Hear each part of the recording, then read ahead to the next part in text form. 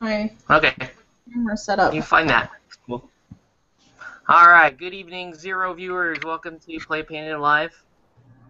We just hit the record button because we're getting set up, and sure, right? Why not? Yeah, sweet. What's wrong with my...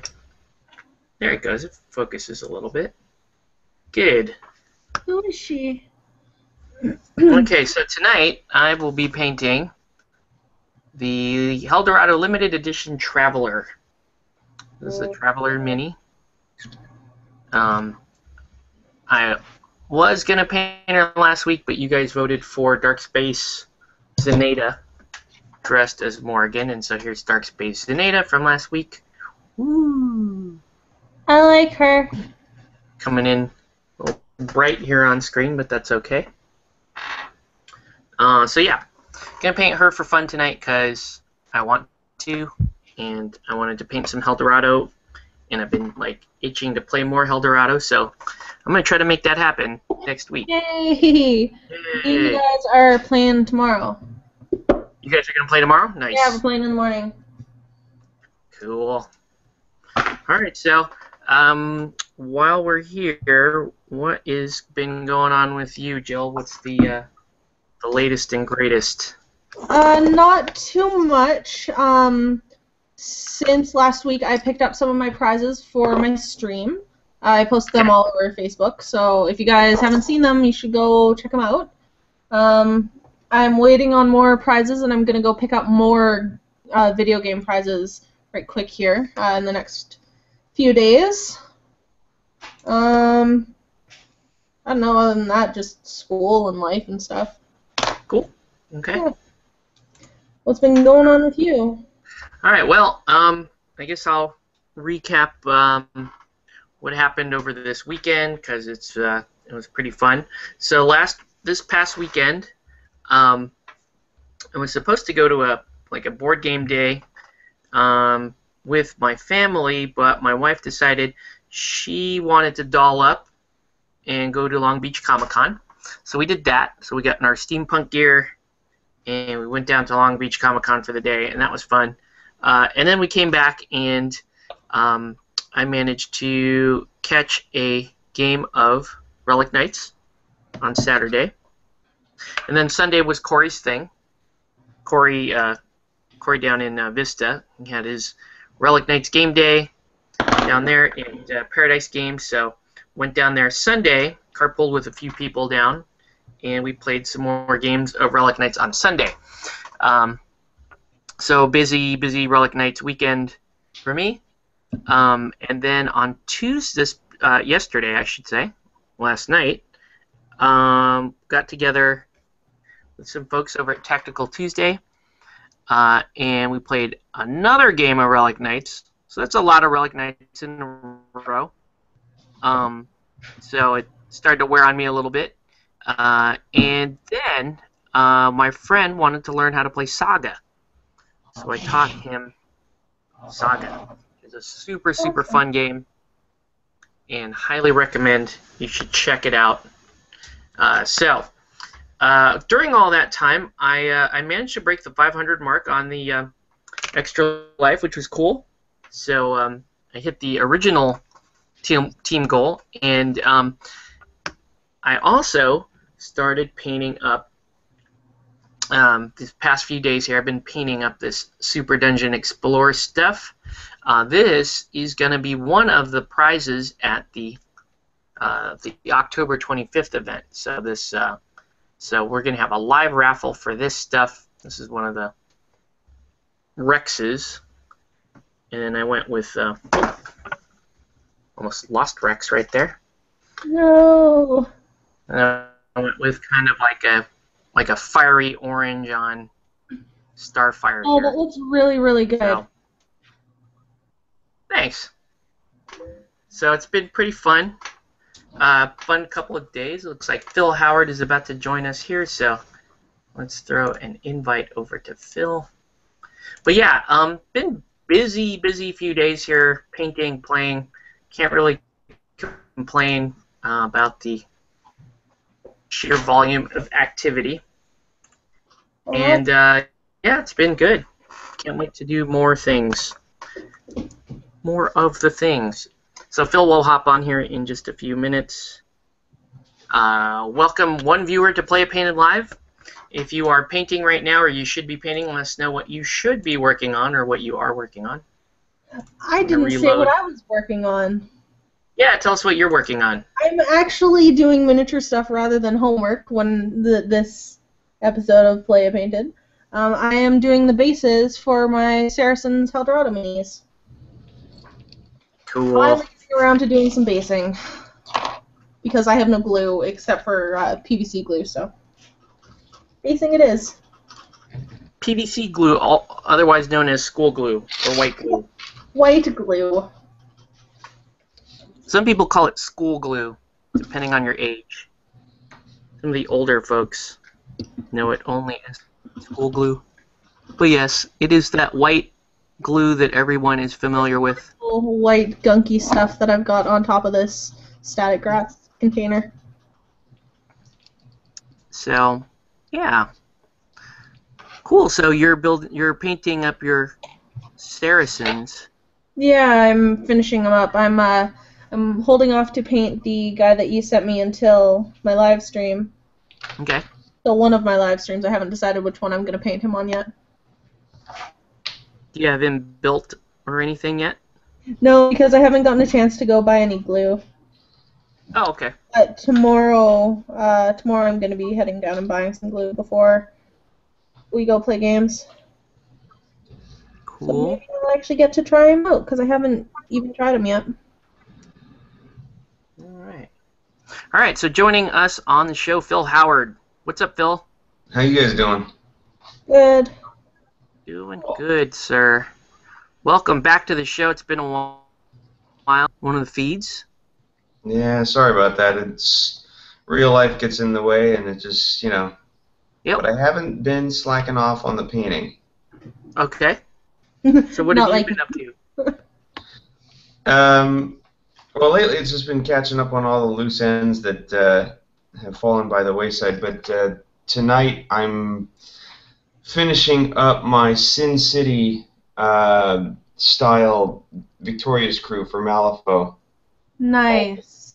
Black and white, grayscale kind of thing. Wow. How long has that project been sitting around? Pictures. Well, Octave, you're right. It has been sitting around for quite a while, but I ran into somebody who is interested in it, so I'm going to finish these up and ship them out. What was your question, Joe? I need to see pictures of those when they're all done. There will be pictures. Because that sounds amazeballs. Yeah, it's been a fun project, and it's been fairly conducive. I have the 2 alt Vics. I have 3 Ronin, a female desperate mercenary, and Hans, and Rusty Alice. So it's very much the girls from the I forget all the names, but the Sucker Punch. Well, it's not so much Sucker Punch, but that scene where they're down there and they're trying to get rid of Benicio del Toro's head. Yeah. Oh yeah. The whatever, the brothel girls or whatever. Very much so. Yep. Okay. Cool. Yeah. All right. Okay, well, for you folks just hopping on, welcome to Play It Painted Live. Let us know what you're painting, or what you should be painting, or what you want to paint, or what you swear you're going to paint, or you're totally going to get to. Let us know. Side note, I am painting this model here, and I have not decided what color her hair should be. Red. So yes, if you have any suggestions, please drop those in the comments as well. Once again, thank you for joining in on tonight's show. I'm just painting in the little back of the boots here. But, yeah.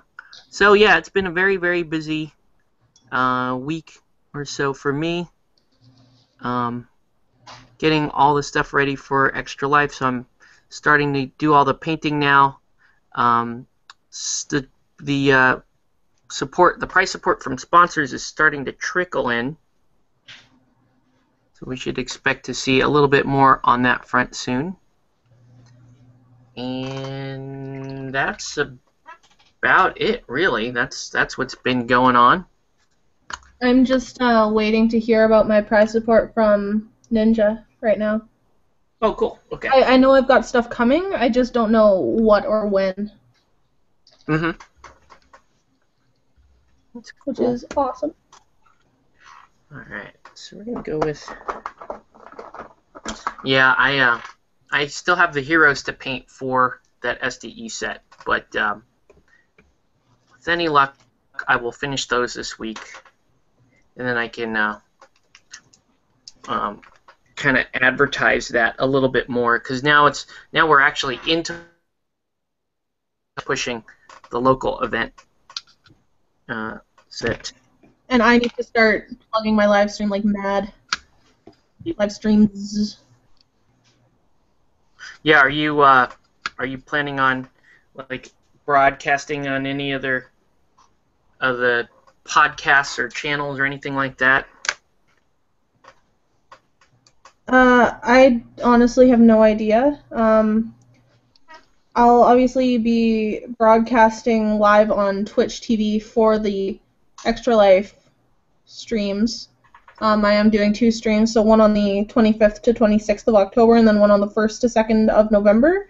So if anyone can't tune in on the 25th, come hop on at the 26th. I'm also looking for people that want to join me on stream.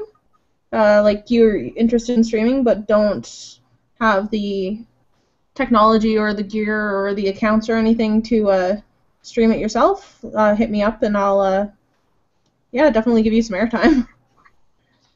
How do you do that now? How does that work on Twitch? Is it like a hangout, kind of like this, or?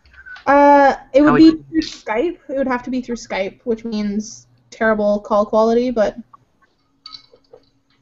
okay. Possible. I just got my Skype recorder fixed so that I can record calls for Skype, which will be good. Oh, that's one of my updates that I forgot. We tried working on part 2 for the Intro to Relic Knight series, myself and Andrew, and I made a grave mistake in that we were doing the part that we're working on is what you need for play. So, we do a visual presentation of a starter box. We unbox a starter. We show people the components of the starter and so forth, right? The problem is I'm doing it on my screen, and this recorder records from my perspective. So from my perspective screen, I'm the small screen in the picture-in-picture. So in other words, it really just didn't show anything that we needed it to show. It was Andrew in the big screen giving the commentary about it, but then the actual pieces were in the small screen. So what we're gonna have to do is we're gonna have to actually turn off the video feed from his side, and he would just do audio, and then we would basically reshoot the video. So we're gonna try to get that done this week. It sounds like so much extra work. Yeah, it's this. I wanted this particular series to be a little bit more interactive, and which is great, but it's difficult trying to schedule the people to be on, then record the stream, and then it's a new format, so we're learning all this as we go. But I don't know. I still think it's going to be more powerful when you have 2 people talking about something and having a conversation about it, rather than just me spoon feeding information. Yeah. What program do you use? I use Super Tintin. Okay. I just downloaded a free video capture software for my webcam. What is it? It is NCH Suite. Okay. And I don't know how good that is for networking with anybody, like via Skype, to do a joint cast, but I was planning on using it when I did my unbox, build, and paint of Don Quixote. Cool. Okay. I use XSplit, and it's amazing, but you have to pay for it. But it's worth it if you're going to use it.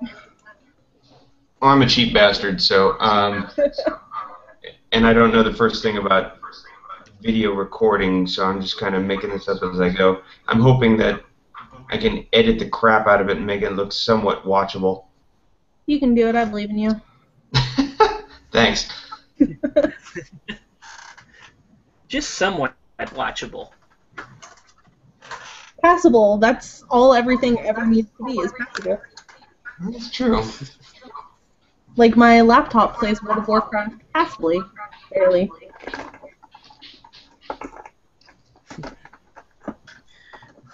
Passable. Yeah. Passable's good. I'm good with that. All right. So, let's go ahead and move into tonight's topic. So we actually have a topic. Yay. All right. So, tonight's topic is, well, just to let you guys know, this past week I was watching my YouTube feed, and quite frankly, most often my YouTube feed is pretty boring, and I blame the awesome channels that I love. It's their fault for not posting regularly enough. So it's your freaking fault, viewer people, that I don't get to watch stuff. But anyway, I did watch something interesting this week, and it was on the Dice Tower, and yes, I do watch the Dice Tower because I like their reviews sometimes, and I like their lists sometimes. But this one was interesting. It's kind of a commentary this week, and the question that they pose was wargaming moral? In other words, is it immoral to wargame? When I first read the topic, it was like, okay, this is like the old video game argument all over again, when video games were just coming out. And I watched the video, and sure enough, it's very similar to that argument. In other words, and I'll give you an example here. And these guys were playing war games. They're playing not like miniature games, but they were playing your typical board war games. And one of the guys remarked that, hey, one of his friends is Israeli, and he doesn't want to play any of the World War II games because he won't play any games that have representations of SS in them, and he doesn't want to play that side and so forth. And so a lot of it was stuff like that. A lot of it was, hey, is recreating the horrors of war and all that stuff, is that an immoral thing to do when you're playing a game? And they carried it all the way over to, like, hey, some people object when I play Zombicide, which is interesting. So even though the topic seemed really kind of out of reach for us miniature gamers, because we're like, hey, well, most of our games have to do with, just outright murdering each other, and how some of these creatures in the far future or whatever eat people and enslave people and rape people and that kind of stuff. I still felt that there was a level of relevance there, in that there are lines that are drawn. There are lines that are drawn for everybody. Everybody kind of has their limit as far as what they're okay depicting, be it game or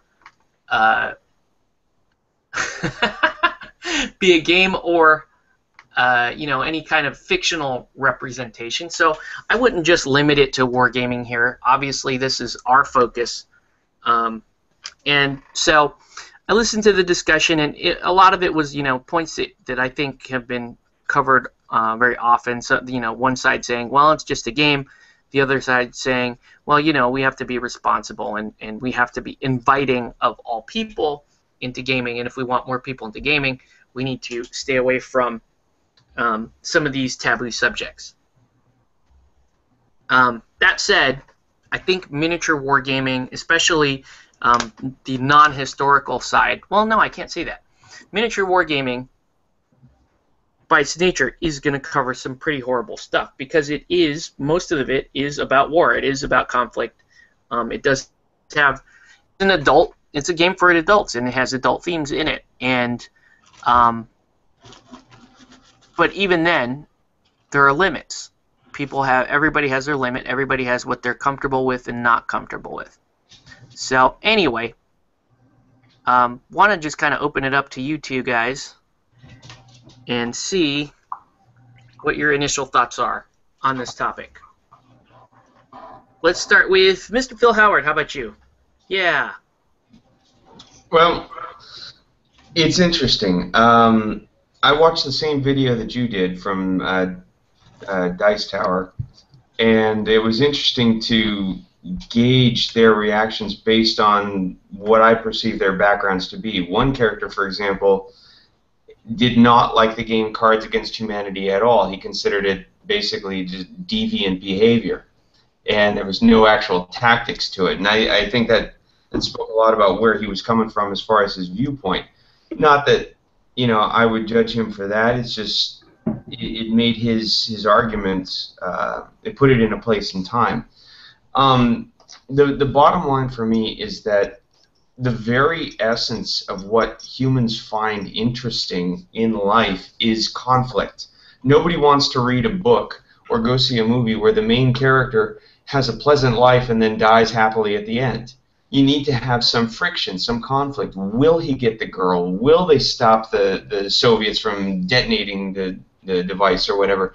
This interest is generated when there is antagonism and conflict. And by putting it on a tabletop and putting dice in your hands, it's a way to involve yourself in the kind of decision making that you might not get if all you do is go to work and crunch numbers for a living or something along those lines. So I don't think that at its core, at its purest, I don't think wargaming is that much of a problem, given that it's just a natural extension of what we do as a species for entertainment. This is why you have 5- and 6-year-olds playing cops and robbers or cowboys and Indians or whatever. I mean, it centers around that primal antagonism that we are born into this world with.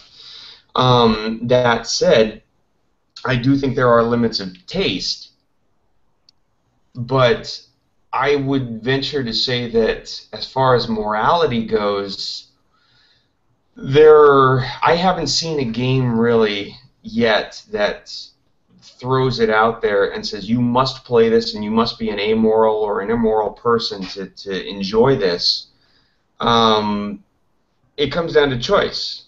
Just because I'm on a diet doesn't mean you can't have a donut, kind of thing.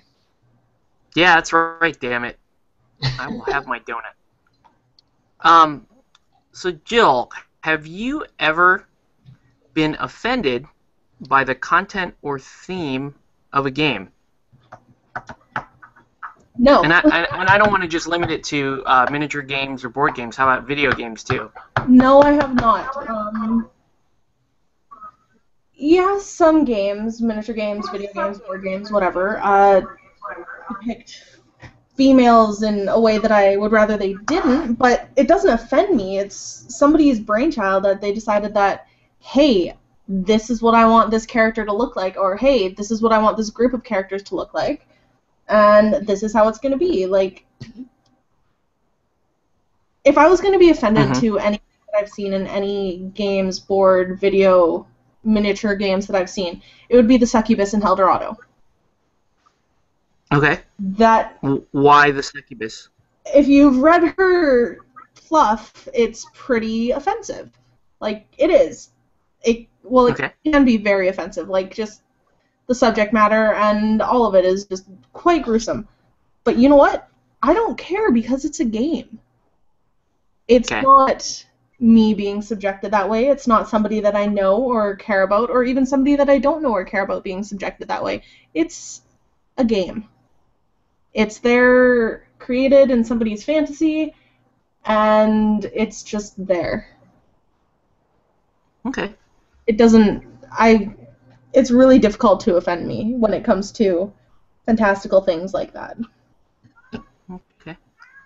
What about you, Phil? Have you ever been offended or, maybe even just taken aback by the content or theme of a game?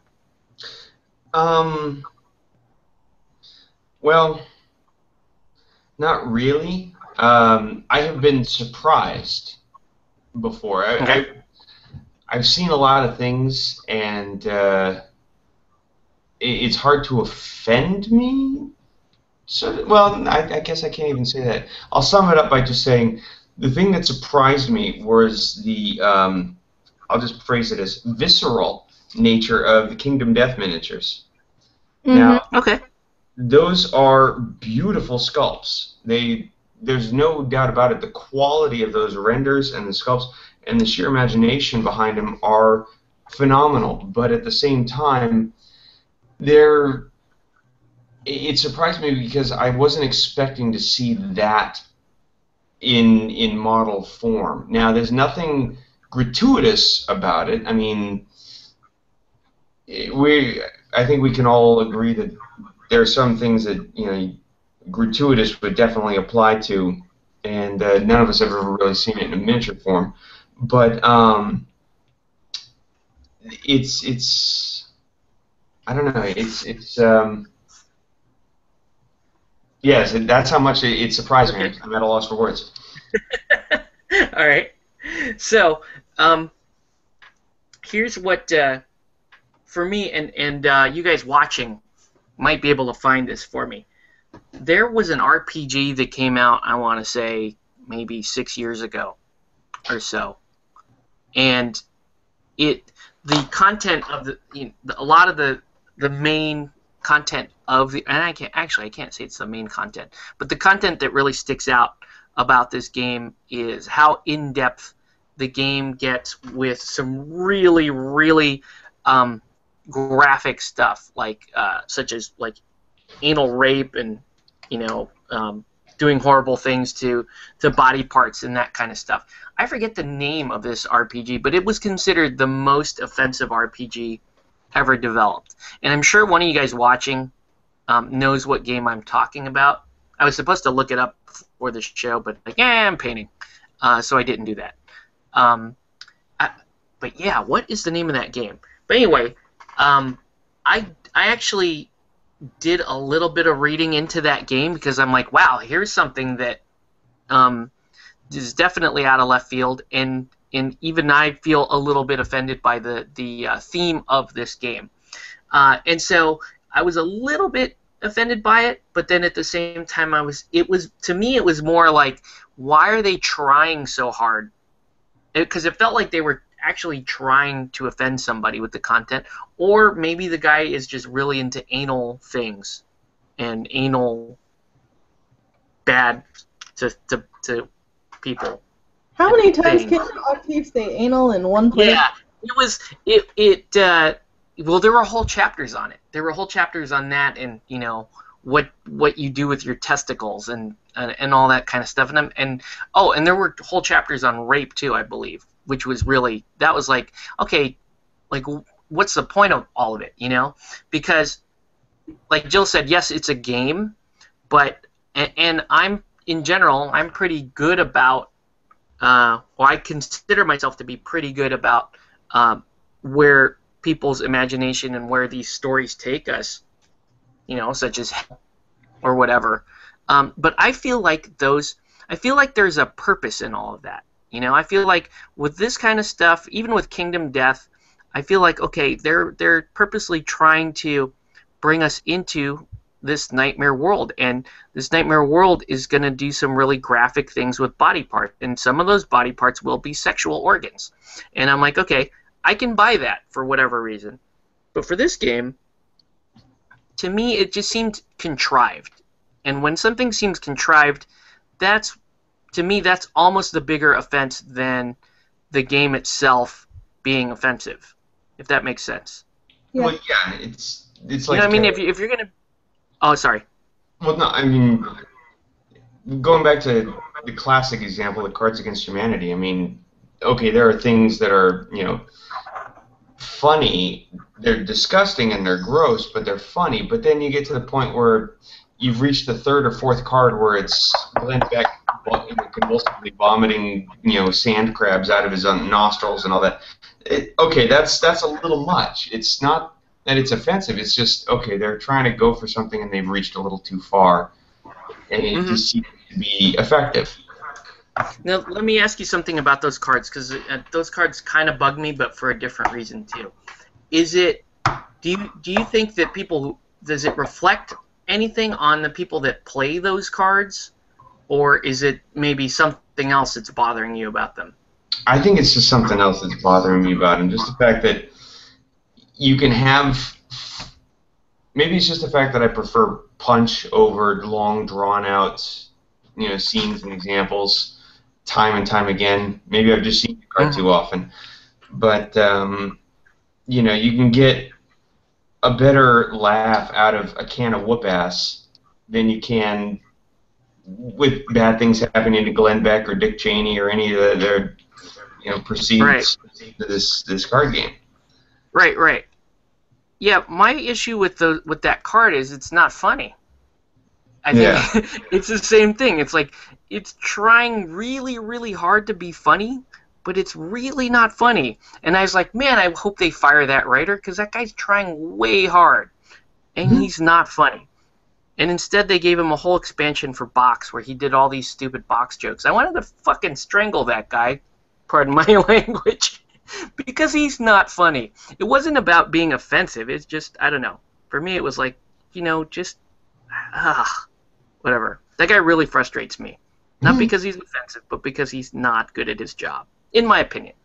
Comment here from Canvas. I actually saw the title and didn't watch because I thought it was going to be a Tom Bassel Christian diatribe. Okay.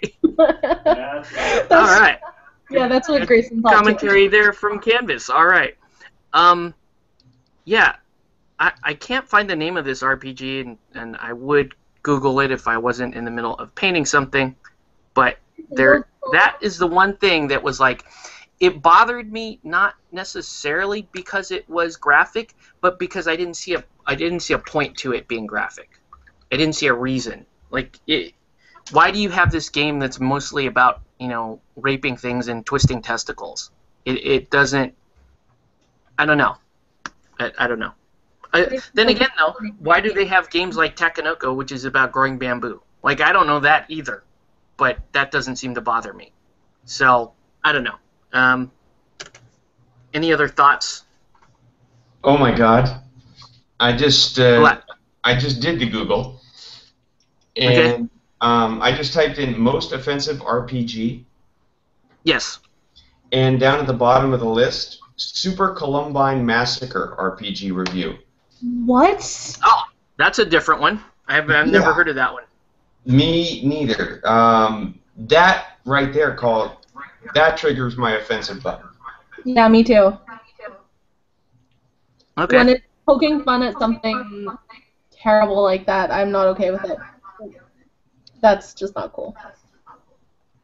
Yeah, the game isn't meant to be fun. It's not even meant to be a good game. It's meant to be a serious and somber, interactive look into the tragedy in the minds of the shooters. It's a game with a message. I don't care. There are some things that there's something that people don't need to live through again. Because need to be into a game for somebody to live through.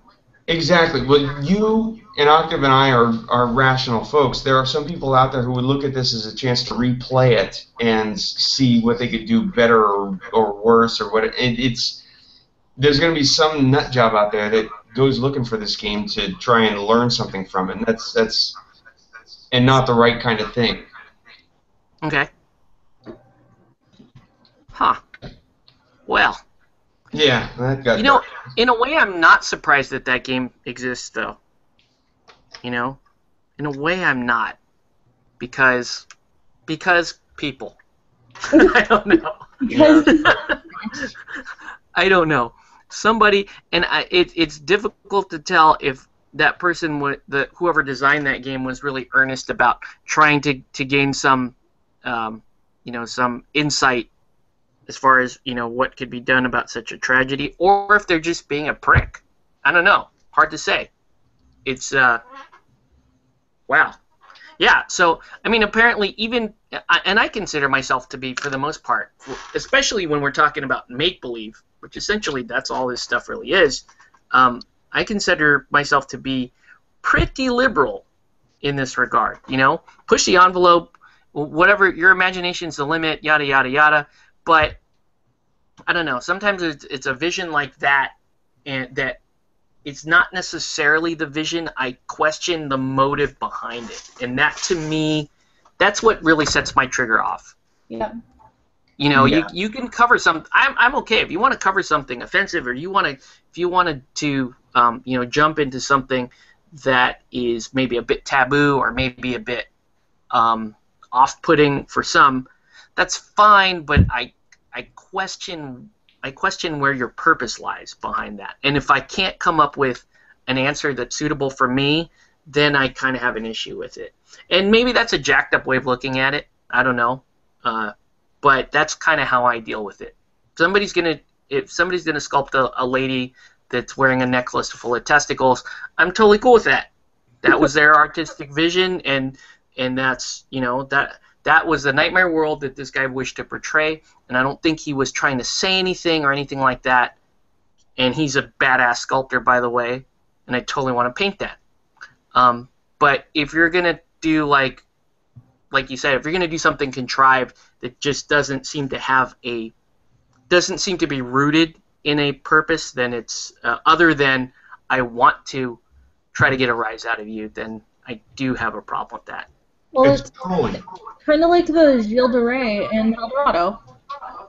Mm-hmm. Like, a lot of people find it to be an extremely offensive historical character, and I get that. But they're not putting him in the game so that he can offend people. They're putting him in the game because it makes sense that he'll be there. Yeah, this is hell, you know. People didn't do cool stuff to get down there. Well, maybe. I don't know. Maybe. They did suspected cruel things. It's never been proven. Maybe. Let's not offend any people. All right, so let's see if we can find that RPG, actually, because it really is. It should show up, Bill, if you Google most offensive RPG ever. It will come up. The top results were South Park. What's that? The top results were all South Park. Really? Yeah. Grayson said it's called Fatal, but Fatal. Yes. That's it. That's rape. That's the one, Fatal. Yes, that's rape. The art on the cover is quite awesome. Is it? Just send it to me on Facebook so I can send it to Octave and see if we can screen share it. Yeah, yeah, now that actually does ring a bell. So I was looking at Fatal, and it was, you know, it did pique my interest because I was like, wow, you know, I grew up, I'm an old guy, so I grew up in the 80s playing D&D, way back when, you know, everyone was telling you if you played D&D, clearly you summon demons to your house and they eat your face off at some point in time. And, you know, bad things, breakdancing, you know, all that stuff that they thought was the devil in the 80s. Breakdancing is the devil. Breakdancing is not the devil, sir. I'm offended by that. But yeah, so yeah, I grew up in that era where it was D&D was, you know, for the devil, and you were a devil worshiper if you played D&D. And we used to. The funny thing is, we used to listen to the tapes, like the sermons that said that, because we thought that was the most hilarious thing ever. So we grew up in that age, and then, you know, video games exploded, and then the story changed. Oh, well, if you play video games, that's the devil, and you're going to hell if you play video games. And you know, how taboo was Diablo when that first came out, or Doom, or shit, Postal, and then, you know, Grand Theft Auto, when that first came out. So we had years and years of trying to get society past the idea that these games don't breed mass murderers because they're statistics. And so we got that going on, and then that carries into tabletop games as well, because tabletop games tend to carry that D&D mystique about it as well. So there's that, and then there are bronies, which are just bad people in my opinion. So, I agree 100%. Freaking terrifying. There's two things I hate in this world: prejudice and bronies. But yeah. Well, let me play devil's advocate for a second, because I like playing devil's advocate.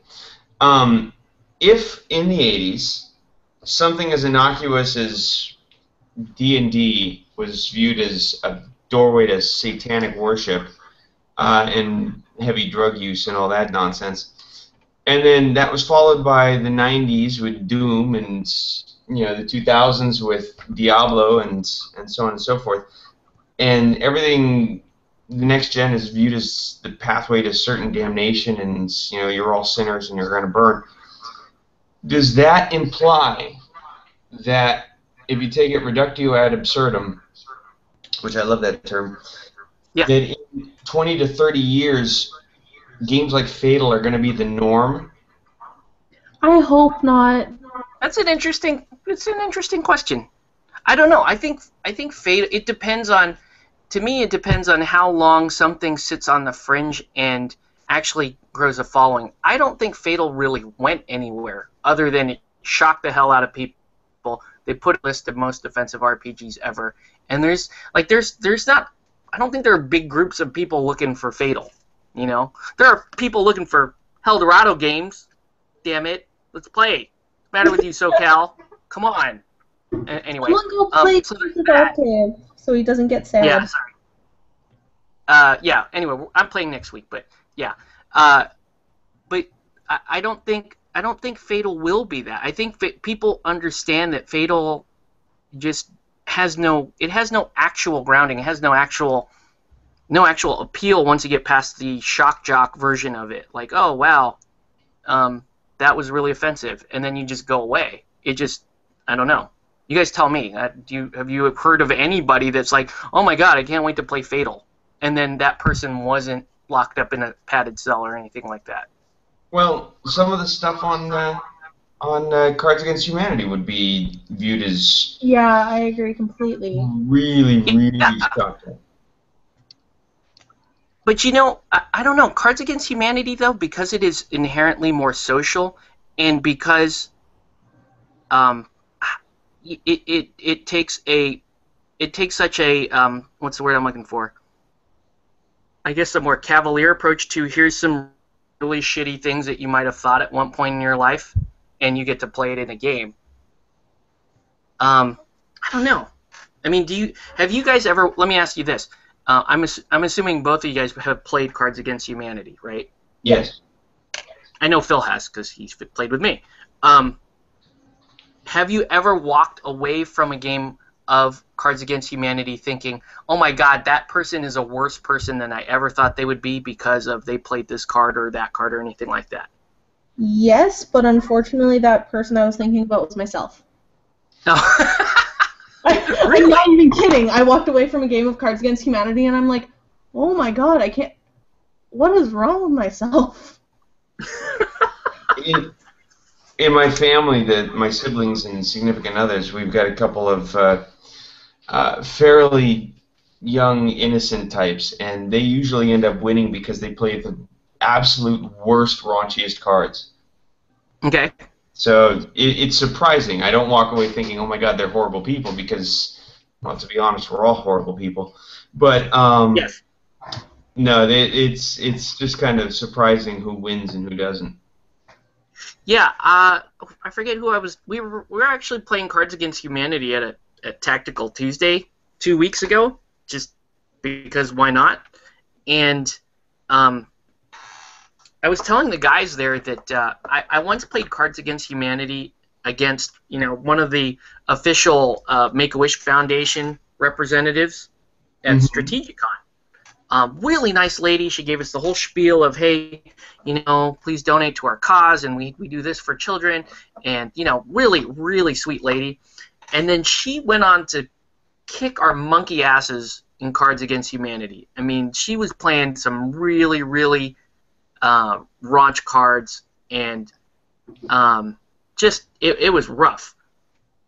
And I was impressed. I won't lie. It wasn't. I don't know. To me, it's like I think if because the setting of the game is appropriate and you're going to play the game that way, I don't see why you wouldn't play your worst card if it was your funniest card.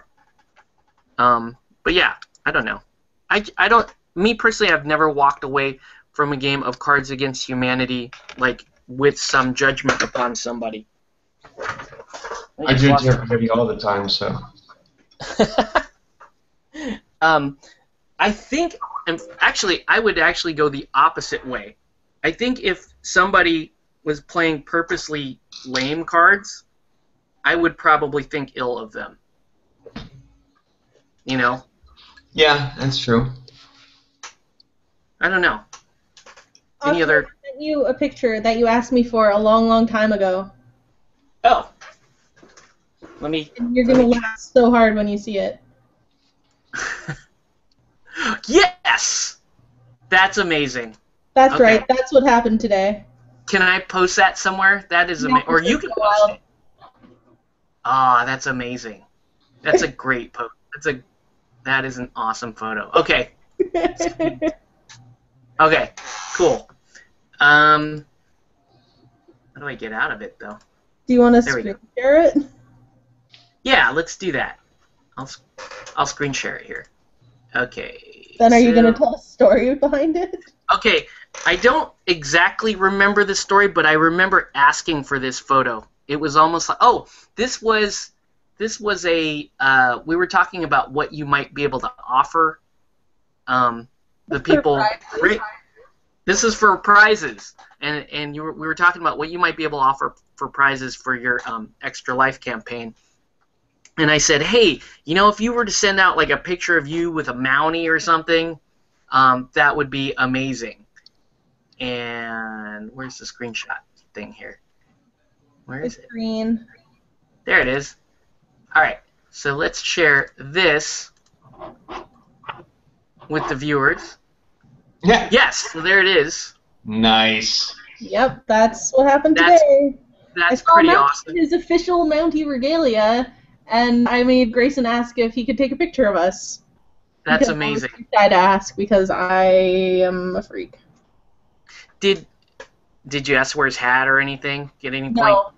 But I would like Damn. you to know that in the background, you can definitely see your conversation with Richard Harrison. Let's see. Oh yeah, Richard Harrison, who sends me. You get to see stuff. Well, here, I will share that because we're talking. This is the offensive show. I'm gonna stop sharing that, and I'm gonna share what he sends me during the live show. Is this why you giggle every once in a while?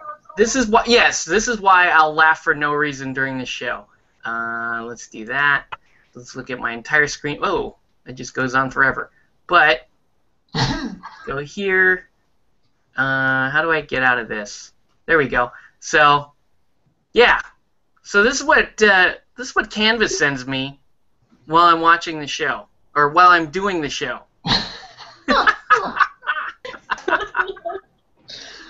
Wow. Actually, this is probably the tamest thing that he's ever sent me. It's a vagina and instructions Yes. on what the tampon is. It's for reference, you know. Just in There's case the anybody- tampon. yeah. There's where it goes. Wow.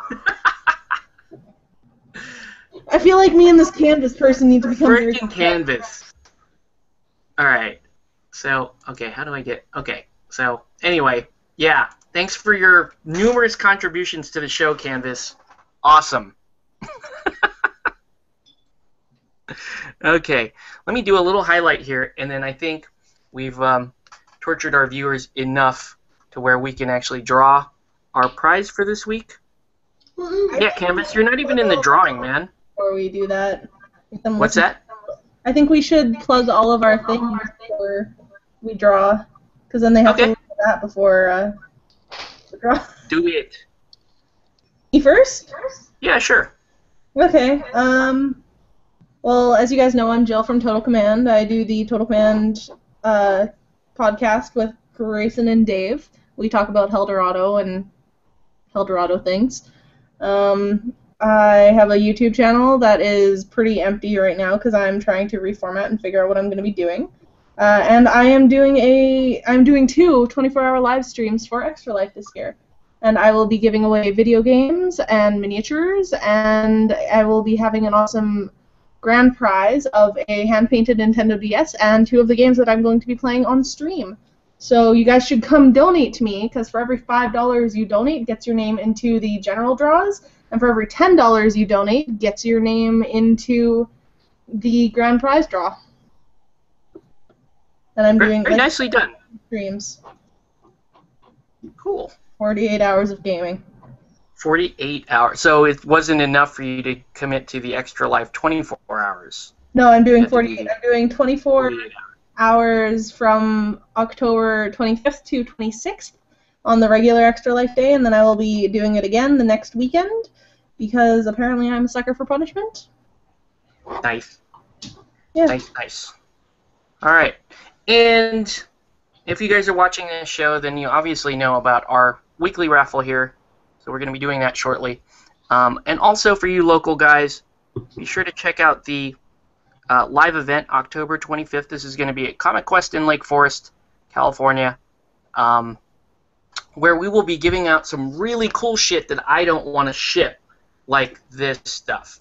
So if you want Super Dungeon Explorer, I actually have a few people that hopped in specifically for that, and they're like, "Look, I don't play Relic Knights, but I want to try to win that, and I want to donate to your thing." I'm like, "Yeah, that's cool. Show up just for the raffle." So we're going to have some people, maybe a couple people that show up just to partake in the raffles. We'll be putting out the full rules for the live raffle here shortly, as we round up the last of the prize support and I paint everything. But suffice it to say, cool painted shit. Come play our game. Yada yada. Have fun. Am I missing anything, Phil? Yes. For those who have been living under a rock, or me, just explain what Extra Life is and what the proceeds go to. Joel, you had a really good one last time. You want to do it? Sure. Extra Life is a charity that was created to honor a young girl whose name is Victoria, who passed away from lymphoblastic leukemia in 2008. And the Sarcastic Gamers group got together to raise money for the hospital that fought alongside Victoria in her battle with cancer. What Extra Life is doing now is they have partnered with the Children's Miracle Network to bring together fundraising and gamers in a way that works for the gamers. So basically what we do is we all get together, we all play games, we raise money, and the money that we raise all goes to the Children's Hospital of our trust. Octaves is going to the Orange County Children's Hospital, I believe. Yep. And mine is going to the British Columbia Children's Hospital Foundation, because I am up here in BC. And that's Extra Life. Nicely done. Nicely done. All right. So part of that, part of our campaign here is the weekly online raffle. And this is the raffle that if you guys donate to anybody on Team Play It Painted, you can be included in this raffle. So let me make sure I have this week's raffle item. Then I just promised a lie. It's here somewhere. My camera fell over. It's okay.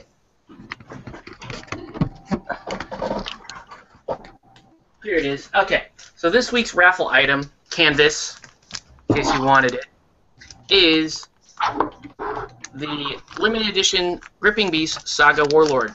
And you get this whole thing where it says this is not a toy and a weird telephone number you can call to verify that it is in fact not a toy. Okay.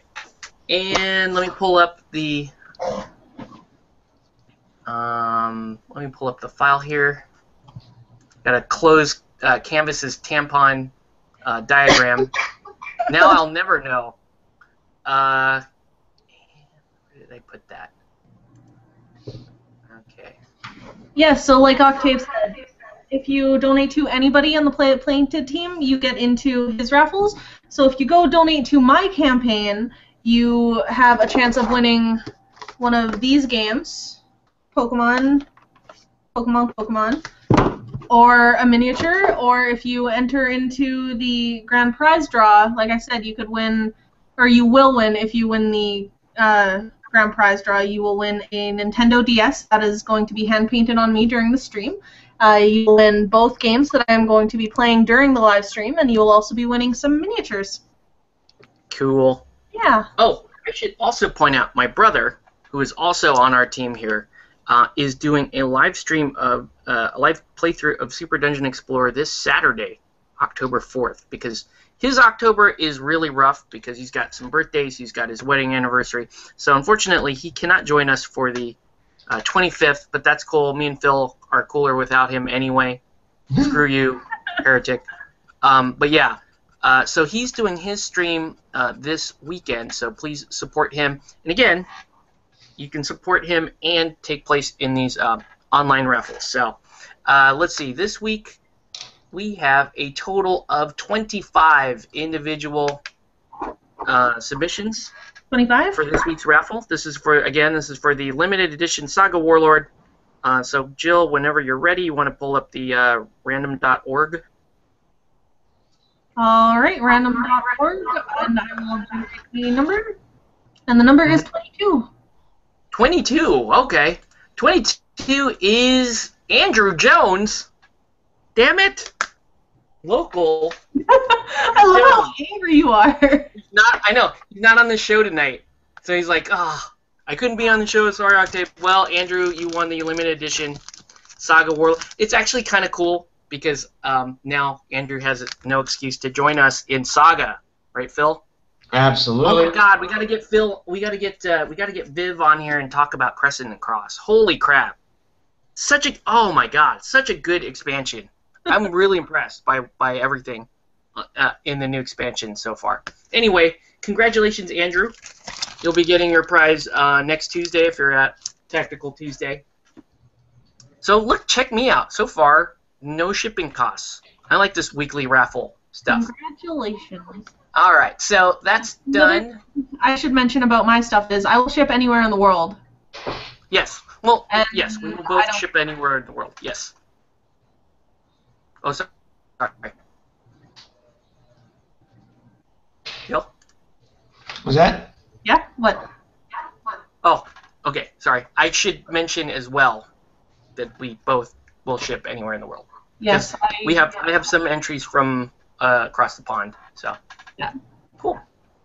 Okay. Okay. The heaviest packages are though, even into Russia, even though it costs like $1 million to ship stuff into Russia right now.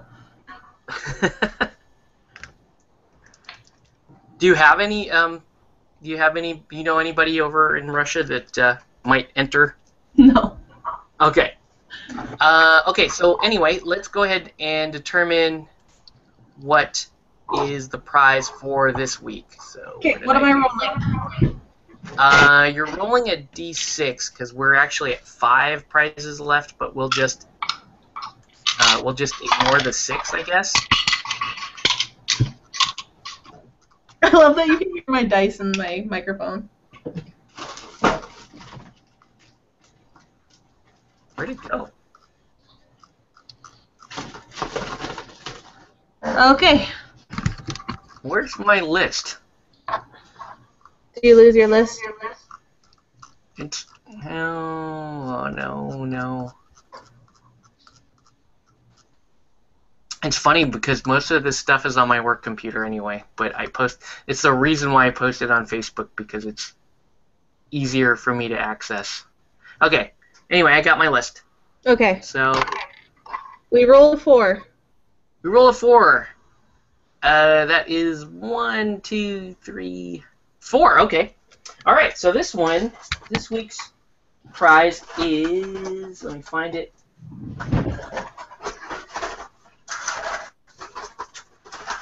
Hold on. Maybe it's not here. A red snapper. There it is. A red snapper. Red herring. Okay. This week's prize is the limited edition Eldorado Sister Eloise. It's the Battle Nun. It's the Battle Nun. The nun. Model. It's a cool model. She's not doing like Spider-Man action pose like the regular Sister Eloise. This one's actually based on the artwork in the book of Sister Eloise. A little more ethereal looking. So very cool, limited edition Eldorado Mini. That's what we got for this week. Again, if you want to enter this week's raffle, all you have to do is donate $5 to anybody on Team Play It Painted. So you can do that. Or if you don't want to pay attention to the raffles and you just want to win something randomly, donate $15 to anybody on Team Play It Painted, and you'll be entered in the remaining 5 weeks worth of raffles. So anyway, good luck everybody who wants to play for Sister Eloise, and thanks for playing in the raffle. Hooray! Hooray! Hooray! Okay, I'm going to reload comments here so we can go back to talking about offensive things in gaming. Wait, what? Boobs again? We talk about boobs all the time. I know we always talk about boobs, but we're branching out. We're talking more offensive stuff this week. More offensive than boobs? Yeah, Fatal. Fatal's pretty. It's a Facebook. I do the website with Fatal stuff on it. Nice. I don't know. I don't know what to think about. It just doesn't seem to have a purpose. Some people are into that, though. Okay, so Colt. Okay, so I'm looking at your. Yeah, you just have to scroll down that way. Okay. Why is my computer so slow? Oh, there it is. Fatal. Okay. Fatal is the most heinous, despicable piece of crap to ever bear the term role-playing game. It seems to be written by a group of 13-year-old boys who happen to be vile, depraved, severely confused about sex, and grotesquely preoccupied with poop, pee, and genitalia. Even for 13-year-old boys. That's a pretty accurate description of the game. But yeah, I don't know. I just don't see the point in it. But who knows? Maybe somebody out there is really into Fatal and isn't a 13-year-old boy and can explain it to me. Because I don't want to be close. I don't want to pull the same thing that back to the boob comment. I don't want to pull the same thing that people say about seeing boobs in miniature games. Exactly. But Oh, go ahead, Phil. Think about this for a second, though. Is that a role-playing game a pen and paper role-playing game is never played by yourself. You have to have a group of like-minded individuals that you are running through a scenario, or that you are one of those people running through the scenario. So if you think about it, this is kind of a self-rectifying situation, because any group of individuals who play that game are probably on an NSA watch list. Huh. Well, you would know. Well, you're the secret G-man of the group here, so allegedly. you would know. Allegedly. We can prove nothing. Exactly. There's no pictures or anything hiding around? Nope. Damn. Nope. Yeah. So, okay. So let's flip the coin a little bit, and let's cover the other side of it. So clearly, this particular panel isn't offended by boobs, or the presence of boobs, or whatever, right? But let's say we are in a situation like a convention, or whatever. Maybe it's our first night at Friday Night Dice or something like that, and there's lots of families around, or whatever. What do you do when the game that you have does, features something that may not be suitable for everybody there, and you're trying to be a little bit more family friendly in your approach? I mean, it's a tough situation, right? Because miniature gaming, there's two sides of it. Miniature gaming is meant to be an adult hobby, and it will support adult themes. But at the same time, we always tell people, hey, we want to, we want to be more open and inviting to a wider audience, and that does mean, being family friendly, and so it is kind of an interesting situation there.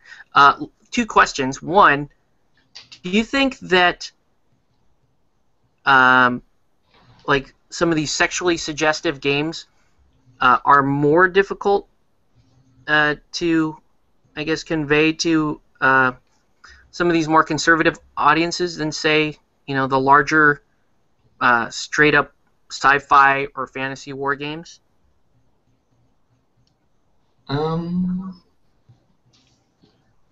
When I was working at one of the game stores here, we would have parents come in with their kids all the time on game days, and the only rule that I had when I was working with the adult gamers that we have in town here was, if there's kids in the store, just watch your language. Like, I had no issue portraying the games to these parents and children and explaining that, yeah, there's kind of some graphic stuff, but it's a fantasy world, it's a game, it's no more graphic than they would see in cartoons these days and on Simpsons or Family Guy or whatever. Mm-hmm. At least that's my perspective on it. Okay. Yeah, I mean, Malifaux, for example, it was a pretty dark and gritty world, especially the way that the art eventually ended up evolving for all of the female characters. But I remember going to Friday Night Dice in Burbank and demoing one night. In fact, it was the week before you guys came up, or the month before you guys came up, or whatever. And the only two people I demoed for was like an 8-year-old and a 10-year-old. And so all I had to do, though, was well, to put it bluntly, I acted like a red shirt at a GW store. I made everything bigger and more animated, and everybody died with these over-the-top theatrical, and most people sound like working at our local game store because of that reason, because I was the lucky one that got to do demos. I hated being a little girl. It was the worst. Yeah, it wasn't easy, but it made it fun and it kept it accessible for the kids. So that I didn't mind. So let me ask your okay. Let me ask your personal opinion though. How do you feel about kids that age getting into, some of these skirmish games or some of these war games? Well, I mean, is that? I don't mind as long as the other gamers in the community are going to treat them with respect and not be assholes to them. Okay. As long as their parents understand what these kids are getting into.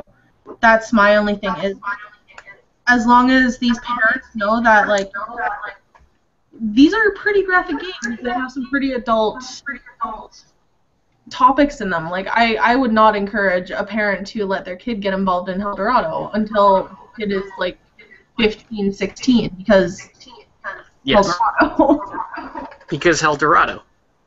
But, like, 40K or something, it doesn't really weird me out that much, because the parents usually flip through the rulebook and be like, okay, well, this is kind of what my kid's getting into, and it's like, no, you don't understand. There's, like, sex demons with boobs and penises. Like, your kids seeing this stuff, and they're like, if they say, fine, yeah, I don't care, then as long as they know what their kid's getting into, it doesn't bug me. But if the kid's, like, trying to hide it from their parents, that's not cool. Yeah, actually, I when kids express interest in one of these games, because I don't, I play Eldorado and RK, so I'm offending somebody at any given point in time, and I like that, and it's good. But when there are young kids around or whatever, and their parents are like, hey, my kid wants to try this, I'll try to be upfront with them and say, hey, this is this has a lot of adult themes in it. And I also say it's this is advanced gaming, so it really is meant for an older audience, particularly the 2 games that I'm running, and try to steer them into maybe something that's a little bit more appropriate, age appropriate. But I don't mean to be so presumptive as to, shield their children from something that maybe the parent is okay with and wants their kid to enjoy. So I have had instances where parents say, hey, look, I play, me and my kid play these other games at home, and these are pretty bad things, and he's a mature kid for his age. Go ahead and show him the game. If they give me the all clear like that, then I'll just go ahead and do it. Because it's, I don't feel it's my decision to make. But I do feel it's my decision to arm. It's my responsibility to arm the parent with enough information to make that call for their kid. Especially because there's going to be potential questions, especially in the games that we play, like Eldorado and stuff, that have pretty extreme adult themes. Mm-hmm. And I will admit to kind of looking at some of these themes as an advantage in some ways, because at the cons we have what's called the witching hour, which is the I would say it's between 2 and say 4 p.m. Saturday at a con. This is where mom is starting to get really tired, and she's been dragging her little 9 to 11-year-old around all day long, and at the Comic-Con or WonderCon, and she's really tired. She wants to take a break, and she wants somebody else to watch her kid. Just being blunt here.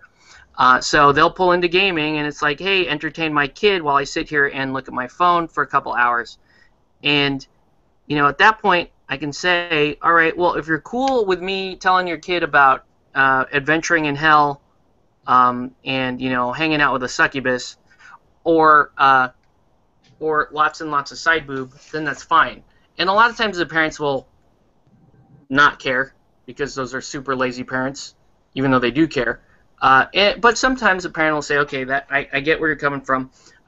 This might be a little bit more adult than my kid wants.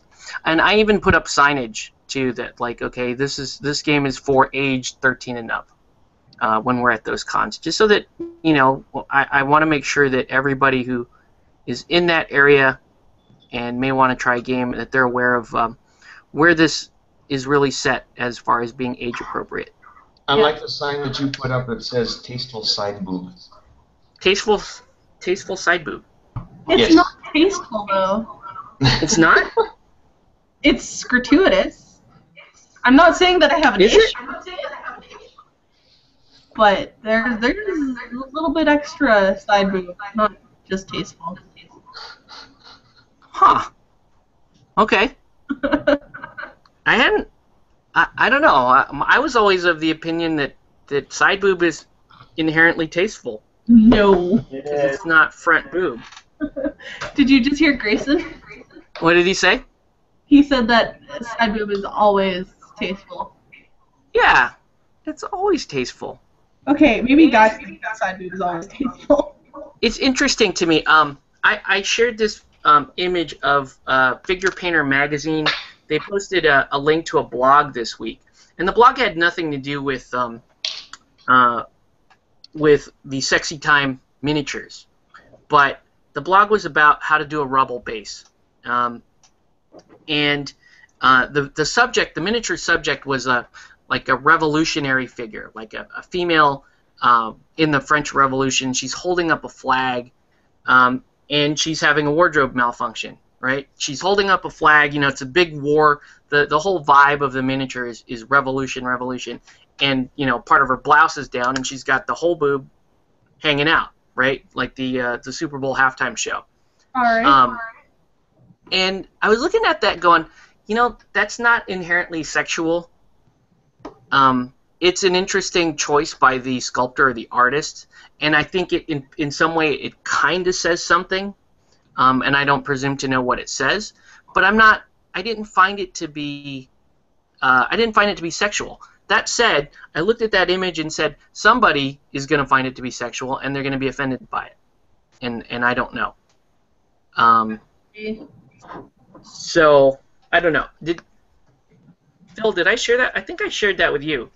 You did. It's a take on the classic French painting of Liberté, Égalité, Fraternité, whereas Okay. basically personified images of the French Revolution walking along carrying a flag, and Liberté is walking along with a massive wardrobe malfunction. But Hmm. it's classic art, and so it comes down to the point where does art end and gratuity begin? Hmm. Now, with a display piece like that, I think there are going to be far fewer people that are offended putting that up in their home, or displaying it, because it says something, and that something is relevant or was relevant to a historical period. But it just, to me, I look at that and say, well, that's we're going to make an exception there, but like, where does that line actually lie? Because I think somebody's going to be offended by it, but I just don't know that somebody is going to be in the majority of anybody else. That's a tough question because it's like that famous description of pornography by a judge. He says, I know it when I see it, and it comes down to if a character was clearly modeled with unreal cleavage. It's the exact same thing as putting a giant package on a male figure. It doesn't serve a purpose except to accentuate a sexuality. Whereas the figure that you're describing, the French Revolutionary figure, her proportions were far more natural. They were very much in keeping Okay. with what you would actually see on a real live human. Okay. But it also wasn't an anime model. Yeah. So I don't know. I mean, I've heard lots of, because I've been throwing this around for some time, as you guys who watch the show are now bored of this particular topic. But I've been throwing it around for a while, and looking at other images like that and going and just asking people, is that offensive to you? Is that offensive to you? Is that sexual to you? Is that sexual to you? And it seems like there is kind of a consensus on certain things, but I don't understand that consensus. For example, I was told that if you're going to have nudity on a female model, that if that model is somehow supernatural, if she's, if she's a demon or half dog, or if she's undead, or if she has purple skin or whatever, that's more acceptable than if she is normal human looking, with her breasts covered, but like Jill might say, distasteful side boob. So that was kind of weird to me. It's like, okay, so you can look at, in other words, a naked boob on a model that has purple skin or whatever, not sexual. But if you were to paint that skin flesh colored, sexual. So I got that, and I was like, well, I don't quite understand that one. Are you saying that when Captain Kirk goes around and he bangs the green skin alien, that's different than when he bangs a someone wearing less makeup? I don't get it. What do you guys think about that distinction? I don't think either is sexual. I don't think that a naked female human-colored miniature is sexual. No. Whether it's human or alien or one of the Beautiful Kingdom Death minis or whatever, I don't think it's sexualizing. I think it's more a sculpting choice. And the fact that there's extra boobs is great, because who doesn't want to look at boobs? Yeah. Well, okay. What about you, Phil? Does green skin make something not sexual? I think it's easier for most people not in our line of hobbies. It's easier for a lot of people to disassociate themselves from things that are different, like that different. You can even say that, you know, the Avengers, for example, one of the most popular movies last summer, Mm-hmm. very, very clearly sexualized the Black Widow in her skin-tight latex leather outfit, whatever. Yeah. The artwork for the cover showed her. She was the only character flaunting her backside to the photographer, as it were. Okay. But people were okay with that in general. I mean, there were some complaints raised, but people were okay with that because it was a fantasy setting, clearly not in the real world. You had aliens coming through a portal, so they could look at it and not be bothered by it. But if it were anything beyond that, if it were neighbors or, God forbid, anything that could be construed as a minor, you know, people would be up in arms because it hits too close to their panic buttons. Okay.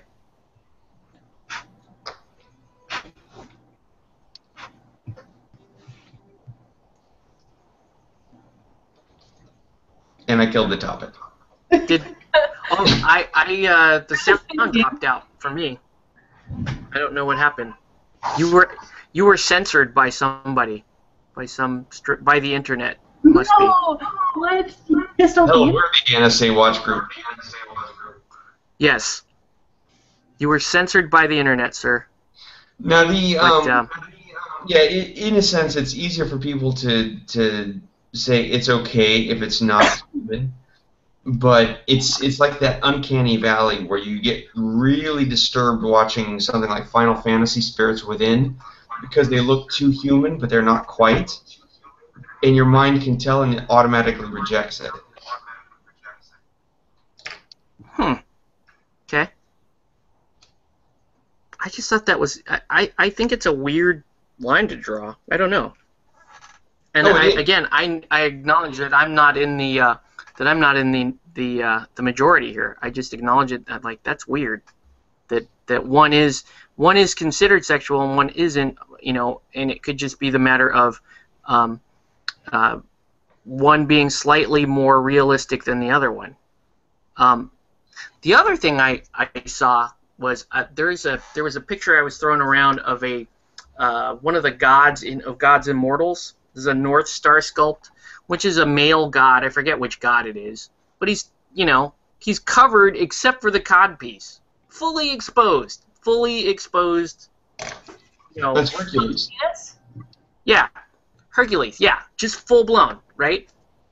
And he's just standing there like check me out, whatever. And he's just standing in his regular warlike pose, right? And so I showed that to a couple people, and I was like, hey, is that a sexual image? And they said, no, not a sexual image. And I said, okay, well, that's a fully exposed sexual organ, and you're saying that that's not a sexual image, but, again, a bikini is a sexual image. You know, like, where's the mini here? You know, like my Rin Farah cosplay model who's firing a gun, but she's wearing a bikini top. You know, that's a sexual image, but the one, and I don't know. Who is I she think cosplaying as that again? one I like half understand. Well, here it is, but she's not painted. But here, so she's like firing her gun. But if you're like really staring down into the miniature here, she's got like a bikini top on. I'll paint it up because it's a cool model, and I aim to offend. I think we talked about her last. You mean Viv? So, from what I'm understanding here, it's not the amount of clothes or anything like that. It's more of what the majority perceives it to be, right? Pretty much, yeah. Okay. So, I don't know. That's some of the stuff that I've been slowly working through here, as I still struggle to understand, you know, where the line is and why, you know, you can scare people away with something like that. You could tell them about how Dark Eldar rape people and do experiments on their bodies, and they're like, cool, yeah, 40K, can't wait to play again. My little 11-year-old plays right next to me. So you could do that, but if you put Renfair on the board or Tugin or something like that, and it's like, oh my god, put that away. Oh my god, boobs! Oh no! And I'm trying to figure that out. And I'm sorry if it sounds like I'm mocking it. Well, okay, no, I'm half mocking it because I don't get it, and whatever. Is it maybe that people are offended by something that may potentially turn them on, and they don't want to see it on the TV because they're scared that something like that might happen in front of everybody? Because that's kind of what it sounds like, especially when you talk about like the Hercules model with his junk just hanging out. And everyone being like, no, that's not sexual because that's not what I'm into. But if it's a chick in a bikini with a gun, then it is.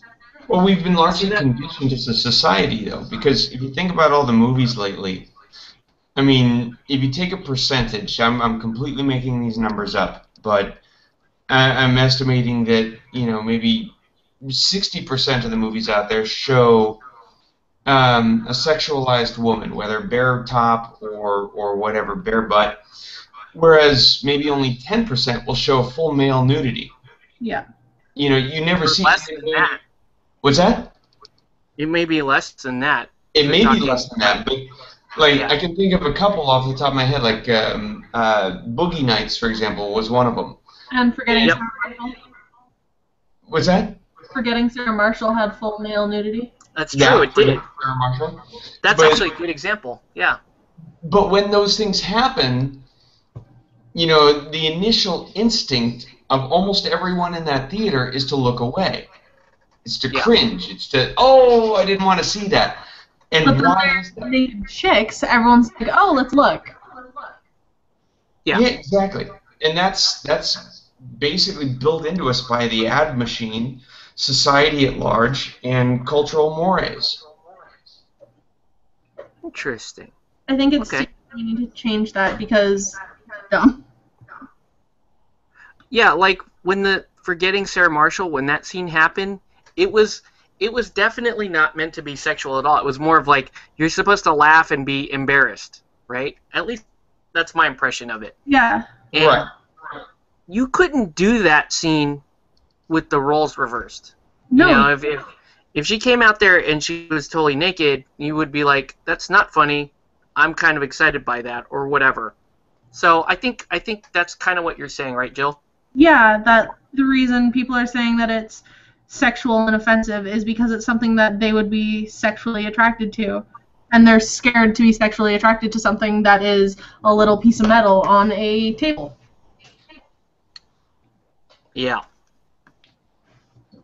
Yeah, that is definitely an interesting point here. I have a comment that says hello, and that was from Anahit. Loves things on fire. Loves setting things on fire.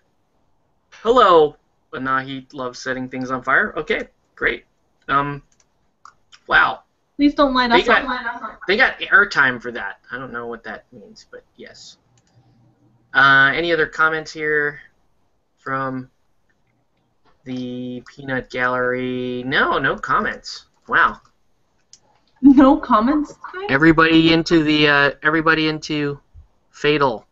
I don't know. Everybody's just sitting down and reading Fatal right now. Can't wait to play Fatal. Can't wait to play this game. This game sounds fantastic.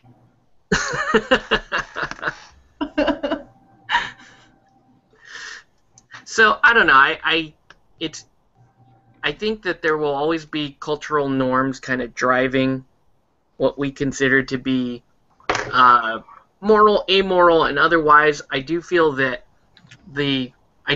these niche hobbies like we have tend to lie on the fringe of those, particularly because we deal with highly fictionalized elements.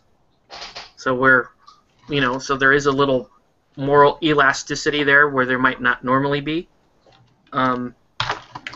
But overall, I don't know. I just don't think that I personally don't find gaming to be a moral decision either way. Me neither. Even with the stuff that I'm offended by, I do not consider it to be a moral decision not to play Fatal. It just, to me, it's a practical decision not to waste my life on something that I'm not interested in. I don't know. I What do agree. you guys think? If you are not interested in playing miniature games, don't tell us that they're immoral. Just don't play them. If you think that they're immoral and you don't want to be involved, then don't be involved and bring everybody else down.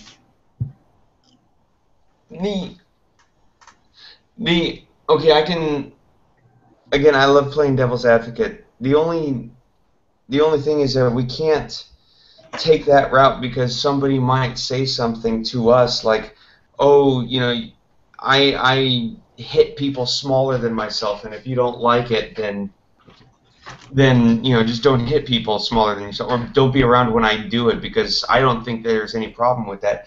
And I don't think, though, that it's necessarily a question of that. I think it's more along the lines of society at large and people's backgrounds, and I think that it's a little too varied to have a one-stop solution for everything. I think that somebody's always going to find something offensive, and Yep. it's more. I think it all boils down to a question of when is it appropriate. I would not break out Cards Against Humanity in front of 5-year-olds at a birthday party, but I would break it out at 10 o'clock with my friends over a couple of beers. I wouldn't necessarily break out Super Dungeon Explorer to a group of 60-plus-year-old wargamers who are all doing Napoleonics. But, I would at, say, San Diego Comic-Con, where it's going to be a big hit.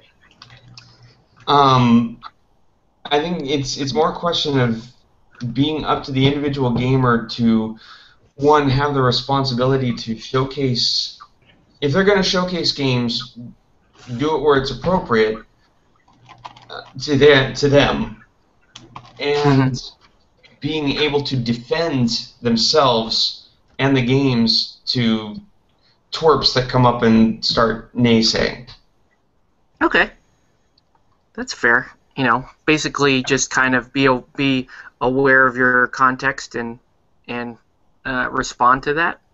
Yeah, I think so. I mean, there's always going to be trolls on the internet and in real life. Why are you playing that? Come over here and play this with us. Or, you're playing that. You must be a perv because these models are so sexualized. But in the end, the best response that I've discovered is, have you tried a game? Because you can lose yourself. Never mind the fact that when you're playing Star Trek Attack Wing, every time a ship blows up, that's thousands of people floating adrift and dead in the cold black reaches of space. It's a fun tactical game, and if you can get people involved and having fun, then they often tend to gloss over those little niggling points of, oh, but people are dying, it must be immoral. You just blew up a shitload of people. Yeah. Exactly. Which I must say is a lot of fun. I know. I do want to play Star Trek Attack Wing. I do want to play it at some point. We will play it. Absolutely.